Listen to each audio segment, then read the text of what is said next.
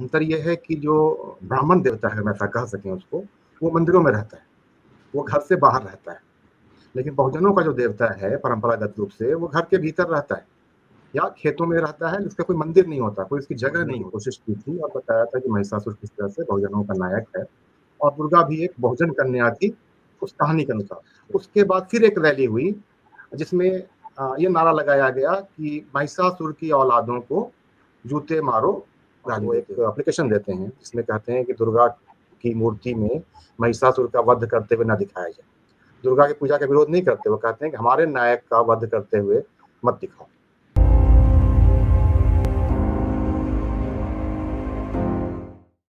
नमस्कार, मैं हूं निधीश त्यागी और आपने हरकारा डीप डाइव पर।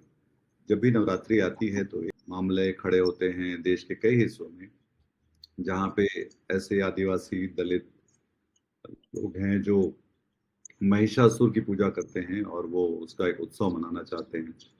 फिर उसमें उसका एक सियासी मतलब निकाला जाता है, फिर उस पर प्रशासनिक कार्रवाई होती है।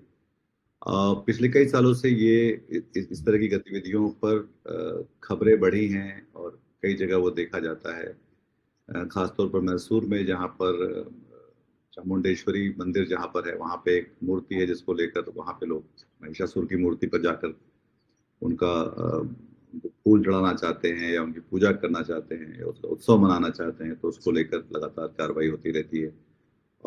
मेरे साथ हैं प्रमोद रंजन, जो कि इस विषय पे लगातार सक्रिय रहे हैं और उन्होंने इस पे बकायदा एक किताब आई है उनकी, महिषासुर ए पीपल्स हीरो, और वो दलित विषयों पे लगातार लिखने वाले लोगों में जाने जाते हैं, हिंदी में भी और अंग्रेजी में भी।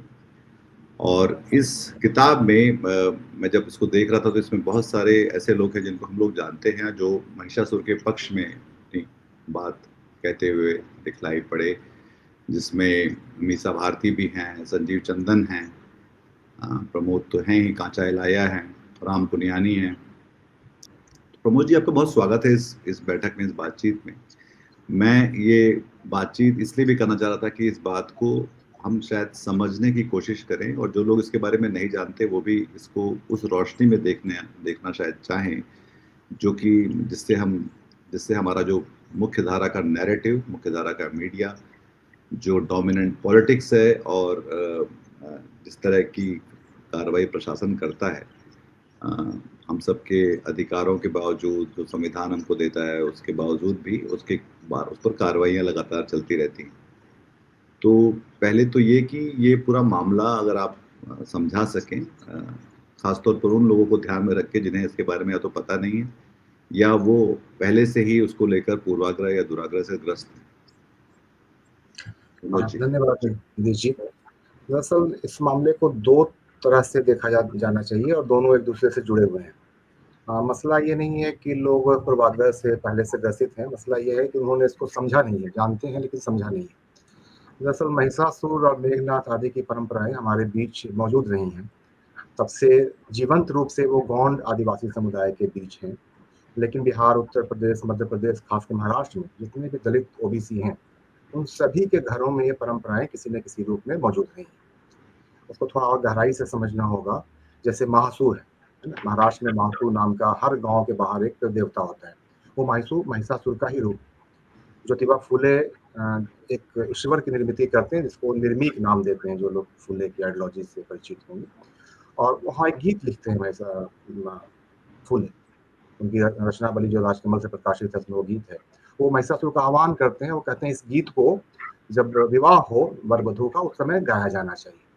तो दरअसल गोंड समुदाय के बीच, पूरे महाराष्ट्र में दलित बहुजनों के बीच ये परंपरा पूरी तरह जीवंत है। लेकिन बाकी उत्तर प्रदेश, मध्य प्रदेश में भी दलित ओबीसी परिवारों में आप देखेंगे या जो लोग जानते हैं, वहाँ मनुष्य देवा की परंपरा है। एक पिंड होता है जहाँ पूर्वजों की प्रार्थना की जाती है। बहुत विस्तार में नहीं जाऊँगा, सिर्फ थोड़ा बता दूँ। दरअसल ये जो हम सुविधा के लिए उसको मौजूदा हिंदू देवता या मौजूदा ब्राह्मण देवता और बहुजन देवता के रूप में अगर चिन्हित करें, तो दोनों में एक अंतर है। अंतर यह है कि जो ब्राह्मण देवता है, हम ऐसा कह सकें उसको, वो मंदिरों में रहता है, वो घर से बाहर रहता है। लेकिन बहुजनों का जो देवता है परंपरागत रूप से, वो घर के भीतर रहता है या खेतों में रहता है, जिसका कोई मंदिर नहीं होता, कोई इसकी जगह नहीं होती, और वो अक्सर उनके पूर्वज होते हैं। हमारा जो मौजूदा हिंदू समुदाय जिस तरह सोचता है, उसमें उनके पूर्वज ईश्वर नहीं है, इंद्र या दुर्गा किसी की पूर्वज नहीं है, लेकिन वहाँ पूर्वज। तो ये मेघनाथ, महिषासुर, रावण नहीं, रावण गौंड लोग कहते हैं, ये पूर्वज हैं, इनकी पूजा होती रही है। तो एक बात तो ये हुई कि परंपरा से चला आता रहा है, बहुत जीवंत है। मंदिर है इनके कई जगहों पर, महाराष्ट्र में है, छत्तीसगढ़ में बहुत जगह पर हैं। लेकिन दूसरी चीज जिसका तरफ आप इशारा कर रहे हैं, जो आपके ध्यान में आई है, वो महिषासुर आंदोलन है, जिसकी शुरुआत 2014 में हुई, जब हम लोग जेएनयू के विद्यार्थी थे। और वो एक आंदोलन है और उसका एक अपना सामाजिक, सांस्कृतिक, राजनीतिक अर्थ भी है। जेएनयू के दलित विद्यार्थियों ने, प्रेम कुमार मणि का एक लेख था, प्रेम कुमार मणि एक लेखक है पटना के, उनका एक लेख था, किसकी पूजा कर रहे हैं बहुजन। उसमें उन्होंने दुर्गा के मिथ को समझने की कोशिश की थी और बताया था कि महिषासुर किस तरह से बहुजनों का नायक है, और दुर्गा भी एक बहुजन कन्या थी उस कहानी के अनुसार, एक मिथ की एक कहानी है उसके अनुसार, और जिसका उपयोग देवताओं ने किया। इस लेख के बाद वो विवाद शुरू हुआ जेएनयू से। और जो चीज़ घरों में मनाई जाती थी, महिषासुर का एक दिन होता है, अगर आपको पता ही होगा या बहुत सारे लोगों को नहीं मालूम हो कि झारखंड में एक समुदाय है, असुर समुदाय। उसको भारत सरकार ने प्रिमिटिव ट्राइब का दर्जा दे रखा है, सिर्फ 10 या 12,000 लोग उसके बचे हैं। तो वो तो महिषासुर की पूजा करते ही हैं, उन्हीं के वंशज हैं, वो अपने आप को मानते हैं। तो उस लेख की मैं बात बता रहा था कि प्रेम कुमार मणि के लेख में बताया गया था कि महिषासुर किस तरह से बहुजनों के देवता हैं, और उसके बाद ये विवाद शुरू हुआ। तो जेएनयू के विद्यार्थियों ने इस लेख को प्रचारित किया और उसका विरोध शुरू हुआ। तो जो घरों में मनाया जा रहा था, वो अब सड़कों पर आया, और बड़े पैमाने पर पंडाल आदि बना करके इसका आयोजन होने लगा। कुछ वर्ष पहले, 2 या 3 वर्ष पहले, मैंने एक बार चूँकि आप जानते हैं मैं पत्रकारिता भी करता रहा, तो मैंने एक रिपोर्ट की थी। उस समय करीब 10,000 जगहों पर, छोटे-छोटे जगहों पर मनाया जा रहा था, और बीबीसी की रिपोर्ट भी है, वो भी कहती है कि 2 या 3,000 जगहों पर मनाया गया। तो इतने बड़े पैमाने पर ये मनाया जा रहा है, लेकिन मेन स्ट्रीम मीडिया की, मेन स्ट्रीम जिसको लोग कह सकते हैं, मेन स्ट्रीम हम कहें, तो उनकी नज़र में ये नहीं है, उनकी जानकारी में नहीं है। और एक लोग नहीं मनाते, आप उनके वीडियोज़ देखेंगे तो वहाँ हज़ारों हज़ार लोग होते हैं। कुछ जगहों पर संख्या लाख तक होती है, यूट्यूब पे वीडियो है, आप सर्च कर सकते हैं। तो ये चीज़ें हैं, एक तो परंपरा है जो मैंने बताया कि बहुजनों के बीच ये है, उन्होंने इसको क्लेम किया, उन्होंने इसको समझा कि किस तरह से हमारा सांस्कृतिक दमन किया गया है 2014 के बाद, विशेष तौर पर जब जेएनयू के विद्यार्थियों ने इसको एक अलग परिप्रेक्ष्य में रखा। तो यह है नीतीश जी। तो जब ये जेएनयू में हुआ था, तब तो शायद इसके लेकर संसद में भी बातचीत उठी थी, और उसका फिर उसको लेकर एक सियासी जो एक मतलब उस पे वो पहन मुलम्मा चढ़ जाता है, तो उसके बाद फिर वो उस पे दमन की बात भी हुई थी। और फिर जो है ये लगातार एक तरह से उसको बोलते हैं कि स्थापित भी हो गया कि ये हर साल एक चीज़ होती है, और उसको लेकर फिर से एक कॉन्फ्लिक्ट जैसे चीज़ें खड़ी होती हैं। तो उसमें एक सवाल ये भी था कि क्या सारे दलित और आदिवासी जो लोग जिस समुदाय की आप बात कर रहे हैं, वो सब लोग इसमें शामिल हैं? तो और या फिर कुछ लोग हैं जो इसको लेकर उसमें उसको आगे बढ़ा रहे हैं? देखिए, जहाँ तक परंपरा का जो सवाल है जिसकी तरफ मैंने लिखा है, तो वो तो सारे दलित बहुजन परिवार उसको मानते हैं। लेकिन उन्होंने इसको एक सांस्कृतिक रूप से क्लेम नहीं किया है। जो क्लेम किया है वो सामाजिक कार्यकर्ता हैं या बौद्धिक वर्ग है इनका, जिन्होंने क्लेम किया और उन्होंने उस रूप से देखा। घर में मनाते जाने का अपना एक मतलब होता है, आप बहुत सारे त्योहार मनाते हैं, लेकिन आप नहीं जानते कि वो क्यों मनाया जा रहा है। तो इस तरह से परंपरागत रूप से पूरा दलित ओबीसी समुदाय इस परंपरा को मानता है, और उनके घरों में ये होता है। लेकिन अभी जो मुख्य रूप से है, वो मैंने बताया कि सामाजिक कार्यकर्ता हैं, राजनीतिक कार्यकर्ता हैं, जिन्होंने इसको समझा।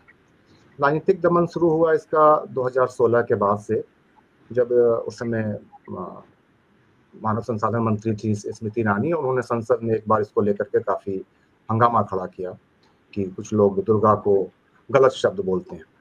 उसके बाद से जगह-जगह एफआईआर होने लगी, लेकिन भारतीय जनता पार्टी को बहुत जल्दी ही बैकफुट बनाना पड़ा, और उसके बाद उन्होंने सामान्यतः इसका विरोध बंद कर दिया, क्योंकि उन्होंने देखा कि ये एक बड़े पैमाने पर मनाया जा रहा है और ये परंपराओं का हिस्सा है। तो अब सीधे-सीधे राजनीतिक पार्टी के रूप में तो वो विरोध नहीं करती, आरंभ में किया था, लेकिन हर बार, हर वर्ष कुछ जगहों पर मुकदमे दर्ज होते हैं, और अक्सर वो मुकदमे एक व्हाट्सएप मैसेज को लेकर दर्ज होते हैं। व्हाट्सएप मैसेज 2014 के बाद से लगातार चल रहा है, इसमें दुर्गा के बारे में कुछ अपशब्द कहे गए, और उस पर एफआईआर होती है, लोग जेल जाते हैं, ये चलता है। हालाँकि जो शब्द उसमें कहे गए हैं, वो कहीं से उसका जो परंपरा का हिस्सा है उसका हिस्सा नहीं है जो परंपरा है। परंपरा में तो दुर्गा एक बहुजन लड़की है जिसका उपयोग करते हैं देवतागण, जो आदिवासी परंपराओं में जो कहानियां हैं उसमें। तो उसमें दुर्गा को गाली देने का या दुर्गा को के लिए अपशब्द कहने का कोई प्रश्न नहीं उठता। और ये पूरा जो खासकर 2014 के बाद से ये महिषासुर दिवस मनाया जा रहा है, उसमें स्त्रियों के सम्मान का एक अलग से ही विधान है कि जब महिषासुर दिवस मनाया जाए तो उसमें स्त्रियां उसकी शुरुआत करें आदि आदि। तो यह है कि एक तरफ तो दमन लगातार हो रहा है, कुछ लोग एफआईआर करवाते हैं, बहुत सारे लोग जेल जाते हैं, लेकिन वो सिर्फ और सिर्फ एक व्हाट्सएप मैसेज के कारण हो रहा है कि एक खास व्हाट्सएप मैसेज के कारण। और आयोजनों पर कभी कभार पुलिस में कंप्लेन होती है, वो लोग जाते हैं लेकिन कुछ खास कर नहीं पाते। आयोजन लगातार हो रहे हैं और लगातार बढ़ते जा रहे हैं। इसमें जब आप संवैधानिक अधिकार पे आते हैं कि जब हर किसी को अपने धर्म, जिसको भी अपने धर्म मानते हैं, वो उसको व्यवहार में लाने का या उसको प्रैक्टिस करने का उनके पास अधिकार है, तो ये हमारे मौलिक अधिकारों में भी है। तो फिर इसको लेकर क्या दिक्कत सिर्फ इसलिए है कि ये एक सांस्कृतिक परंपरा रही, फिर वो पहचान की बात होने लगी, और जब पहचान की बात होने लगी तो फिर उसके साथ राजनीतिकरण भी होना ही था, या इसलिए हो रहा है? देखिए, सबसे पहले जो आर्थिक शोषण या आर्थिक दमन होता है, सामाजिक दमन जो है, अगर हम कहते हैं कि दलित पिछड़ों का सामाजिक दमन किया गया, शोषण किया गया, तो उसके सबसे शुरुआत उसकी सांस्कृतिक हेजेमनी से होती है। सांस्कृतिक रूप से आप उनको गुलाम बनाते हैं, अपने सांस्कृतिक प्रतीकों को ऊपर रखते हैं, अपने मिथकों को ऊपर रखते हैं, दूसरे को मिथकों को जैसा बनाया गया असुर बनाते हैं, राक्षस बनाते हैं, पतित कहते हैं, तो वहाँ से शुरुआत होती है। इसलिए यह कोई साधारण झगड़ा नहीं है, ये वेस्टेड इंटरेस्ट का झगड़ा है। और अगर ये संस्कृति सामने आती है तो हेजेमनी टूटती है, जिन लोगों की हेजेमनी। तो यह एक कारण है। और दूसरा, जो आप संवैधानिक अधिकार की बात करें तो बड़ा रोचक बात आपको बताता हूँ। हालांकि बड़ा मुद्दा था रायपुर में, छत्तीसगढ़ में लाखों लोगों की रैली निकली थी, लेकिन लोगों का ध्यान नहीं है। एक सज्जन थे विवेक कुमार, उन्होंने दुर्गा को लेकर के कुछ मैसेज या व्हाट्सएप पर लिखा, इसी कथा को लिखा, उस पर लोगों ने मुकदमा कर दिया। और वो लोग भारतीय जनता पार्टी से जुड़े लोग कुछ थे, उन्होंने मुकदमा किया तो वो जेल चले गए। विवेक कुमार जो थे उनको पुलिस पकड़ कर ले गई। फिर विवेक कुमार को पकड़ने के लिए दरअसल लाखों लोगों की भीड़ जुटी, उनको अरेस्ट किया जाए पुलिस को दबाव बनाने के लिए। फिर वो जेल चले गए तो लाखों लोगों की भीड़ जुटी कि उनको छोड़ा जाए। उसके बाद फिर एक रैली हुई जिसमें ये नारा लगाया गया कि महिषासुर की औलादों को जूते मारो, गाली देते हुए। अब इस पर छत्तीसगढ़ के आदिवासी समुदाय ने हाई कोर्ट में केस किया कि हमारे देवता हैं महिषासुर, और इनका अपमान करने वालों को सजा दी जाए, इनका अपमान करने वालों को गिरफ्तार किया जाए। तो वारंट जारी हुआ। मुझे गिरफ्तारी हुई कि नहीं हुई पता नहीं, लेकिन वारंट जारी किया हाईकोर्ट ने, स्वीकार करते हुए कि परंपरा का हिस्सा है। तो निश्चित तौर पर संवैधानिक अधिकार तो हमारे यहाँ है और उसकी मान्यता है, लेकिन राजनीतिक कारण है और सामाजिक जिनका वर्चस्व है वो इतने आसानी से संवैधानिक अधिकार देने के लिए तैयार तो नहीं होते। प्रमोद जी, इसमें एक सवाल ये भी है कि ये जो इन्हीं इन्हीं समुदायों में जो बीजेपी समर्थक लोग हैं, जो चाहे दलित में हो या आदिवासी में हो, तो क्या वो लोग भी इसके साथ हैं, या समुदाय में एक तरह से उसको लेकर थोड़ा सा वो है, फर्क है दोनों में? जहाँ तक परंपराओं की बात होती है तो वहाँ समर्थन और विरोध का कोई सवाल नहीं होता, लेकिन चूंकि कई लोगों को ये समझा दिया गया है कि हिंदू परंपराएं नहीं है ये, इसीलिए राजनीतिक कारणों से विरोध करते हैं। लेकिन कहीं भी ऐसा देखने में नहीं आया कि कोई इन्हीं समुदायों का व्यक्ति बहुत ही मुखर होकर के इसके खिलाफ सामने आया। तो आंतरिक रूप से वो जानते हैं कि ये जो कह रहे हैं वो सही है। मैं आपको बताऊं कि जब ये आंदोलन शुरू हुआ और मैंने किताबें लिखी, मैंने लेख लिखे, मैंने पत्रकार के तौर पर इसको कवर किया, तो सबसे हृदय को छूने वाली जो बात थी कि जब मैं लोगों से बात करता था तो ये कहते थे कि ये बात हमारे मन में पहले से ही है, बहुत पहले से हम बचपन से सोचते आ रहे हैं। हम बार बार सोचते आ रहे हैं कि आदमी काला क्यों है, ये असुर काले क्यों है, हमारे रंग के क्यों है, ये सांवले क्यों है, वो देवता गोरे क्यों है। ये वो कहते हैं कि जो आज मना रहे हैं 2014 में जेएनयू के विद्यार्थियों के सामने द्वारा इन मुद्दों को सामने लाने के बाद, वो उनका कहना है कि हम बचपन से सोचते रहे। इस कहने का मतलब ये है कि जो लोग इस समुदाय में पैदा हुए हैं, उनका जो उनका संस्कार जिसमें पला हुआ है, तो वो भीतर से जानते हैं कि उनकी संस्कृति का हिस्सा है। राजनीतिक कारणों से या कई बार भ्रमवश वो कुछ विरोध करते हैं, लेकिन मुखर तौर पर कोई विरोध सामने नहीं है। तो इसमें जो एक और बात साफी जो आप बता रहे हैं, इस बात को थोड़ा सा बढ़ाएं कि ये जो एक तो जो ब्राह्मणिकल सोच है कि हिंदुओं के हिसाब से उनके जो ग्रेडियंट है प्योरिटी के, शुद्धता की, भाई ये हमारे हिसाब से हिंदू जो है वो ढंग का ये है, बाकी सब जो है वो, और उसमें फिर जब ये देखा जाता है तो उससे इसलिए जोड़ जोड़ के देखते हैं इसको।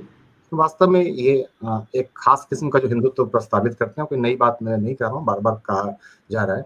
तो वो हिंदुत्व कुछ खास तबकों की हेजेमनी पर टिका हुआ है। हिंदुत्व तो एक काफ़ी समय से चली आ रही हुई धारा है और निश्चित तौर पर ये कोई सीधा-सीधा धर्म भी नहीं है। इसका उत्स आदिवासी परंपराओं से हुआ है और सारी परंपराओं को मिलकर के ये बना हुआ, अगर धर्म इसको कह सकें या जीवन शैली को कहते हैं वो लोग, तो मैं भी मानने को तैयार हूँ कि जीवन शैली है, धर्म नहीं है। तो ये जीवन शैली में का एक बड़ा हिस्सा चूँकि दलित बहुजनों से बना हुआ है, तो उनकी जीवन शैली, उनकी परंपराएँ मुख्य होनी चाहिए। लेकिन वो जो कहते हैं बार-बार और वो जो करने की कोशिश करते हैं, वो वास्तव में वो जानते हैं, और दुःख की बात है कि दलित पिछड़े ये नहीं जानते कि सांस्कृतिक प्रतीकों, किनके सांस्कृतिक प्रतीक ऊपर होंगे, किनके मिथकों को ऊपर जगह मिलेगी, ये पूरे सामाजिक परिदृश्य को कंट्रोल करता है। अगर महिषासुर को आप पतित मानते हैं, रावण को पतित मानते हैं, राम को बेहतर मानते हैं, तो इससे सिर्फ एक कहानी के रूप में वो नहीं चलता। इसका असर आपके आर्थिक व्यवहार पर, आपके आर्थिक संसाधनों पर, आपके सामाजिक चीज़ों पर भी पड़ता है। तो यही कारण है कि वो इसका बहुत ही विरोध करते हैं, क्योंकि इन मिथकों का अकेले महिषासुर नहीं है, इन मिथकों का, इन परंपराओं का बराबरी में खड़ा होना उनके लिए, उनके सामाजिक वर्चस्व के लिए भी खतरा होगा। तो महिषासुर का जो को लेकर जो नैरेटिव है इस वर्ग का, वो क्या है? मतलब वो कैसे देखते हैं, और इस जो कहानी से जो नवरात्रि में जुड़ी हुई है दुर्गा के साथ में, उसको उसको वो कैसे समझते हैं? वो उनका इंटरप्रिटेशन क्या है इस बात को लेकर? आदिवासी समुदायों का पूछ रहे हैं। या देखिए, जो भी महिषासुर की जो पूजा करते हैं या उनको मानते हैं, वो उनके हिसाब उनका मिथक क्या है? एक तो जो परंपराएं हैं, जो मैंने कहा कि जो प्राचीन काल से चली आ रही हैं, वो तो बिल्कुल अलग है। वहाँ दुर्गा और महिषासुर का रूप अलग है, बल्कि कई जगह दुर्गा मौजूद भी नहीं है, तो महिषासुर ही है। और वो कहीं-कहीं जानवरों के देवता हैं, है ना? मैकासुर भी इनको कहा जाता है यहाँ बुंदेलखंड में। और लेकिन जो महिषासुर आंदोलन है, वो लोग ये मानते हैं कि महिषासुर एक बहुजनों के राजा थे, अलग-अलग समुदायों के, और वो उनको चिकित्सा का, संगीत का, इन चीज़ों का बहुत ही अच्छा ज्ञान था।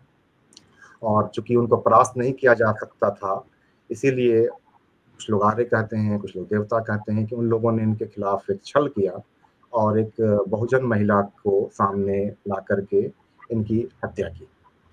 और ये छलपूर्वक की गई हत्या है, तो महिषासुर दिवस जो मनाया जाता है, वो उनका कहना है कि ये जो हत्या हुई, वो उसके बाद की अमावस्या, दुर्गा पूजा के बाद की अमावस्या की रात को हुई। तो वो कोई दुर्गा पूजा के बाद 6 या 7 दिन बाद उसको मनाते हैं, और उस दिन वो महिषासुर स्मृति दिवस कहते हैं उनका पूरा नाम, कि महिषासुर को हम याद करते हैं। और उनका जो कहना होता है कि इस बहाने हम यह देखते हैं कि हम हारे क्यों? हमारी हार क्यों हुई? इसमें उनका छल तो शामिल था, लेकिन क्या हमारी भी कुछ गलती थी? तो ये आत्मचिंतन का एक समय होता है, स्मृति दिवस उनके लिए। तो ये फिर जो एक जो बात आती है वो ये कि ये जो पहचान का और एक तरह से संस्कृत, क्योंकि ये भी मैं देखता हूँ कि पूरे देश में ये बिखरा हुआ तो है, पर इसकी कोई आप देखते हैं कि कोई एक कलेक्टिव लीडरशिप की तरह वो जो उनको उनके कॉज को या उनके जो उनकी लड़ाई को स्पाउस कर सके या उसको समर्थन दे सके या उसको एक आकार दे सके? बिल्कुल, आप ठीक कह रहे हैं। ये दुखद है कि कोई एक लीडरशिप क्या, कोई एक एक सूत्र में बाँधने वाला कोई व्यक्ति नहीं है। बल्कि मैं बार-बार सोचता हूँ कि जिन करीब 2 ढाई सौ लोगों पर मुकदमे हुए हैं पिछले 10 वर्षों में, इसी मामलों को लेकर के। उन सारे मामलों को लेकर के अगर सुप्रीम कोर्ट कोई लॉयर जा पाते, तो उन लोगों को इससे छुटकारा मिल सकता था। तो लेकिन ये अच्छी बात भी है, और उनके लिए दुखद है कि बहुत बड़े पैमाने पर नहीं हो रहा है, लेकिन अच्छा इसलिए भी है कि स्वतः स्फूर्त है। कोई राजनीतिक दबाव नहीं है इस पर, या राजनीतिक कोई मंशा नहीं है, और किसी भी व्यक्ति की कोई इसमें वेस्टेड इंटरेस्ट नहीं है कि मैं इसके साथ लीडर बनूँगा। अलग-अलग जगह लोग स्वतः ही मनाते हैं। पूरे छत्तीसगढ़ में तो हर वर्ष बड़ी संख्या में लोग डिस्ट्रिक्ट मजिस्ट्रेट के पास जाते हैं, जिसमें एमएलए भी शामिल होते हैं, मुखिया, पंचायत प्रतिनिधि, और वो एक एप्लीकेशन देते हैं, जिसमें कहते हैं कि दुर्गा की मूर्ति में महिषासुर का वध करते हुए ना दिखाया जाए। दुर्गा की पूजा का विरोध नहीं करते, वो कहते हैं कि हमारे नायक का वध करते हुए मत दिखाओ। और कई जगहों पर बंद भी हुआ है, क्योंकि बंगाल में भी बंद हुआ है कि महिषासुर को कुछ जगहों पर महिषासुर को वध करते हुए ना दिखाया जाए, दुर्गा की पूजा करें। बल्कि मैं पिछले प्रश्न में पर जो आपने पूछा था उस पर भी एक पंक्ति और बताना चाहूँगा कि ये कुल मिलाकर के हिंसा के विरोध का प्रतीक है महिषासुर दिवस, कि हम किसी भी किस्म की हिंसा, प्रतीकात्मक हिंसा का भी समर्थन ना करें। कोई अगर मारा गया तो आप उसके लिए उत्सव क्यों मनाएंगे?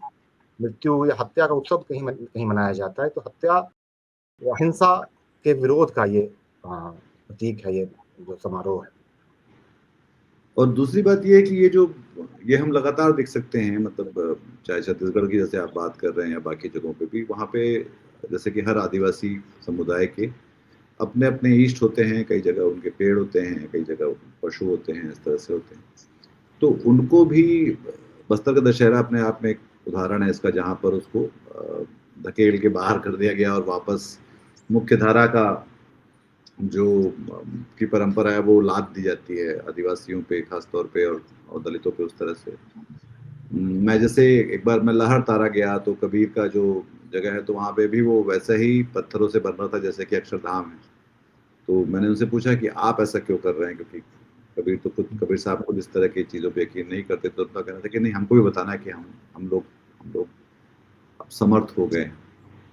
तो ये भी एक जो जो मैट्रिक्स है आपके होने का, आपके समर्थ हो जाने का या आपके ताकतवर हो जाने का, उसमें उसके नैरेटिव में भी फिर वहीं जाके फंसती है चीजें, क्या ऐसा लगता है आपको? और दूसरा ये कि जो जो लोग लगातार पूजा करते रहे हैं और जो कि उनका उनका विन्यास उस तरह से नहीं रहा जैसे कि मुख्य धारा में धर्म का होता है, तो वो भी सब फिर धीरे धीरे जो है फिसलने लगता है बाहर। ये खतरा लगता है आपको? हाँ, बिल्कुल आप सही कह रहे हैं कि जो ये मौजूदा हिंदुत्व की राजनीतिक धारा है, ये वास्तव में अगर सीधे-सीधे कहें तो अपर कास्ट की हेजेमनी को बढ़ाना चाहती है, जो कि पहले से रही है, और सांस्कृतिक प्रतीकों को इसने बहुत बड़े पैमाने पर कुचला है। ये सिर्फ भारतीय जनता पार्टी और आरएसएस की बात नहीं है। अगर आप ध्यान दें पेरियार के लेखन पर, मैंने पेरियार की पुस्तकें भी संपादित की हैं। पेरियार जी। जो लिख रहे थे, जिस तरह से उन्होंने राम के बारे में लिखा है, दुर्गा के बारे में लिखा है, अगर आज वो लिखते तो क्या होता? उनकी जगह जेल में ही नहीं होती, बल्कि उन पर देशद्रोह का मुकदमा होता और वो बाहर नहीं निकल पाते। अम्बेडकर ने दुर्गा के बारे में लिखा है, राम के बारे में जो लिखा है, तमाम लोग, ललाई सिंह यादव थे, त्रिवेणी संघ के लोग थे।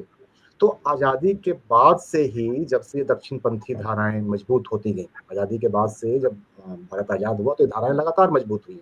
उसमें दोनों धड़े के लोग शामिल हैं, मतलब जो 2 मुख्य राजनीतिक पार्टियाँ, और इन्होंने इस जो मुख्य धारा का हिंदुत्व जिसको कह रहे हैं, इसको काफ़ी बढ़ावा दिया।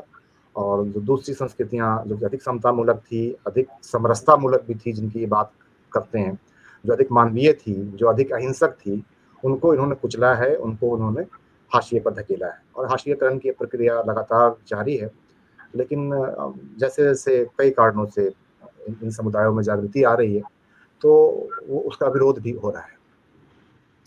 पर एक और जो सवाल प्रमोद जी उसके साथ ये भी है कि इन समाजों में फिर भारतीय जनता पार्टी की पैठ क्यों बढ़ रही है?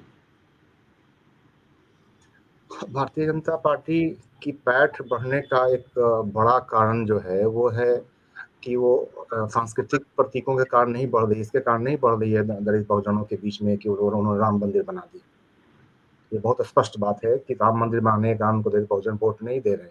उनके कारण दूसरे हैं, चाहे वो गैस कनेक्शन हो, चाहे वो डायरेक्ट इनकम की स्कीम हो, और उससे भी अधिक इन जातियों के लोगों को प्रतिनिधित्व देना। पंचायत लेवल पे, डिस्ट्रिक्ट लेवल पे, राज्य लेवल पे अपना अध्यक्ष बनाना, ये एक बड़ा कारण है। और मैं अभी असम में हूँ, मैं आपको बताऊँ कि हाँ, पता सुना होगा आपने, गायक जुबिन का निधन हुआ, हाँ, जुबिन गर्ग जी। और जुबिन इतना पॉपुलर है, और वहाँ राजकीय अवकाश घोषित किया गया, 4 दिन पूरा आसाम बंद रहा, आज जाके खुला है। लोग रोए, पीटे, कितना भयावह हुआ। तो वो जुबिन तो भारतीय जनता पार्टी का कटु आलोचक है। एक तरह सीधे-सीधे आप जो मौजूदा मुख्यमंत्री हैं, उनके लिए अपशब्दों का प्रयोग करता है। उसी मुख्यमंत्री को अवकाश घोषित करना पड़ा। तो ये क्यों हुआ? जुबिन की जो जड़ें हैं, अच्छा आप बाहर के लोगों को नहीं पता होगा, जुबिन की जो जड़ें हैं, वो उन ट्राइब्स में हैं, वो असमीज है और ब्राह्मण है। लेकिन उसकी जड़ें उन्होंने जिनके लिए काम किया, उन ट्राइब्स में हैं, जो ट्राइब्स यहाँ कुचली हुई हैं। दिमाशा, कार्बी, दूसरी ट्राइब्स। मैं उतना विस्तार में नहीं जाऊँगा। और ब्राह्मणवाद का भी उतना ही कड़ा आलोचक है, उस पर मुकदमा भी हुआ है। उसने कहा, यहाँ तक बहुत ही कटु बोलता था वो जुबिन। तो अब उसके जो समर्थक हैं, आप समझ सकते हैं कि इन दलित पिछड़े समुदायों से आते हैं। अब असम में आप सुनते रहते होंगे कि बहुत ही बड़ा जोर है भारतीय जनता पार्टी का, लगातार बढ़ रही है आदिवासी इलाकों में भी। तो ये कंट्रडिक्शन होता है, वो उनके इन समुदायों के भीतर उनकी स्वीकार्यता उस तरह से नहीं है, स्वाभाविक स्वीकार्यता नहीं है, अलग तरह से कृत्रिम स्वीकार्यता है। उनको बनाया गया है कुछ समय के लिए, आर्टिफिशियल है वो, जो कभी भी बिखर जाएगी। और ये जो पूरा हम जब देखते हैं कि जिस तरह से इस समय मुस्लिमों के साथ इस देश में जो हो रहा है कि उनको बार बार, असम में भी तो आप जहाँ पर हैं वहाँ भी देखा जा सकता है कि उनको धकेला जा रहा है बाहर। तो पर उस तरह का भेदभाव, उस तरह की हिंसा, उस तरह की जो इसको बोलते हैं डिसइनफ्रेंचाइजमेंट करने की कोशिश जो है वो तो अभी मतलब इस जाति स्तर पे नहीं दिखलाई पड़ती या पड़ती है। नहीं, उतने बड़े पैमाने पर निश्चित तौर पर दिखाई नहीं पड़ती है। खास के हाल के वर्षों में जो मुसलमानों के साथ जिस तरह का भेदभाव शुरू हुआ है, वो बहुत ही भयावह है। जिस तरह से उनको समाज के बिल्कुल हाशिए से बाहर भी धकेलने की कोशिश है, वो एक समय में दलितों के साथ होता था, लेकिन वो आज नहीं होता जो मुसलमानों के साथ झेलना पड़ा। उसके बहुत सारे कारण हैं, इनकी जागरूकता, खुद हिंदुत्व का भी कि ये कोशिश की इनको अकोमोडेट करके हमको मुसलमानों से जीतना है, आदि-आदि। तो ये तो निश्चित तौर पर इतना अधिक नहीं है। एक चीज मैं जो आखिरी में पूछना चाह रहा था वो ये है कि ये जो पूरे जो मोटिव्स हैं, इस कि बहुत सारे आदिवासी समुदाय हैं देश में, जिधर भी जाएंगे वहां से आप देख सकते हैं, सिर्फ गोंड ही नहीं, मतलब हर तरह से। तो उनका कोई इनके मोटिव्स और इनके बीच में इनको संगठित करने की या इनके बीच में आप आपस में बातचीत करने की, इनके इनकी जो इंटेलेक्चुअल प्रॉपर्टीज के बारे में, कल्चर के बारे में कोई ऐसी एक जगह बनी है जो एक तरह से सरकार द्वारा प्रदर्शित ना हो, मतलब लोगों ने खुद मिलकर कहीं कुछ ऐसा बनाया है? किसी बहुत बड़े पैमाने पर मौजूदा चीज़ की मुझे जानकारी तो नहीं है, लेकिन छत्तीसगढ़ में ही मोती रावण कंगाली नाम के बुद्धिजीवी थे और वो सामाजिक कार्यकर्ता भी थे।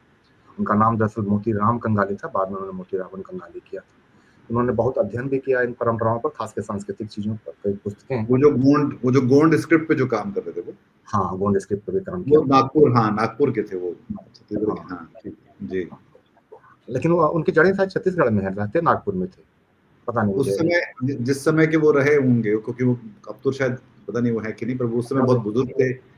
और जिस समय वो रहे होंगे तब वो सीपी एंड बरार स्टेट नाम था उसका, सेंट्रल प्रोविंस एंड बरार। तो उस समय हाँ, छत्तीसगढ़ और मध्य प्रदेश उस तरह से नहीं थे जैसे अभी हम देखते हैं। विदर्भ जो था वो हाँ, हाँ, बड़ा हिस्सा था और उसका ये कई सारे इलाके उसके हिस्से थे। तो हाँ, हाँ, मतलब उस बिल्कुल। इलाके के थे वो, बिल्कुल। हाँ, बिल्कुल ठीक ध्यान दिलाया। तो उनकी पत्नी हैं अभी, अब वो भी काफ़ी बुजुर्ग, लेकिन उन्होंने एक बड़ा काम किया और काफ़ी चीज़ों को जोड़ा बौद्धिक स्तर पर। बहुत सारी चीज़ें सामने लाए, कुछ बड़े मेले शुरू करवाए, तो ये कोशिशें हुई हैं, लेकिन तमाम आदिवासी समुदायों को, यहाँ तक कि पूर्वोत्तर भारत के आदिवासी समुदायों को, हिमाचल में जो आदिवासी समुदाय है, मैं हिमाचल गया, वहाँ भी महिषासुर की परंपराएँ हैं। जी, किन्नौर में, जी, लाहौल स्पीति में, जी। आश्चर्यचकित करने वाली बात है। तो इसको जोड़ने वाला कोई सूत्र अभी नहीं दिखाई पड़ता है। तो आखिरी में ये कि ये जो पूरा जो मामला है महिषासुर वाला, तो ये जैसे कि हमने बात की कि संगठित उस तरह से नहीं है, पर इस बारे में लगातार चीजें चलती रहती हैं और वो खबरें भी बनती रहती हैं। हम दरअसल खबरों के पीछे जाके ये समझना नहीं चाह रहे होते कि उसके पीछे हो क्या रहा है या इसका एक पीछे मतलब क्या है, खासतौर पर जिस हिंदी समाज में हम लोग इस समय खुद को पाते हैं। तो आपको क्या लगता है कि ये महिषासुर वाला मामला जो है वो किस तरफ जाएगा आने वाले सालों में? चूँकि महिषासुर पर टेक्स्ट है, पुस्तकें हैं, है ना? तो इसके बहुत बिखरने का की संभावना नहीं है, जैसा कि कुछ लोगों को लगता है। और आपको मैं बताऊँ कि वो महिषासुर जो आंदोलनकारी हैं, वो पूजा नहीं करते महिषासुर को, वहाँ कोई पूजा नहीं होती। एक फ्रेम में ज़रूर एक तस्वीर रखी जाती है, एक चित्रकार द्वारा बनाई गई, लेकिन पूजा नहीं होती। कुछ लोग माल्यार्पण करते हैं, पूजा नहीं होती, वो आंदोलन है। स्मृति वो और भाषण। एक सामुदायिक आयोजन है हाँ, जिसमें पूजा पाठ और कर्मकांड का कोई मतलब नहीं है। बिल्कुल नहीं होता। वो वहाँ भाषण होते हैं, बहुत तार्किक होते हैं, एक आध कोई नाटक खेलता है ना? महिलाओं को आगे रखा जाता है। तो इसका जो भटकने की संभावना थी कि ये फिर से सो कॉल्ड हिंदुत्व के खेमे में चला जाएगा, तो वो नहीं जाएगा, क्योंकि इसकी बनी बनाई नियमावली है और छपी हुई है, प्रकाशित है, लोगों के बीच है। इसमें क्या करना है, क्या नहीं करना है। तो इसलिए उसके बिखरने की संभावना बहुत है। ये जो हमारे यहाँ ब्राह्मणवाद जिसको हम कहते हैं, उसके मैंने पहले भी लिखा है कि उसकी नाभि पर चोट करेगा आने वाले वर्षों में ये, क्योंकि ये सबसे बड़ा मिथ है 2 हमारे मौजूदा हिंदुत्व ने जो इसको लेके चला, एक देवी का और एक राम का।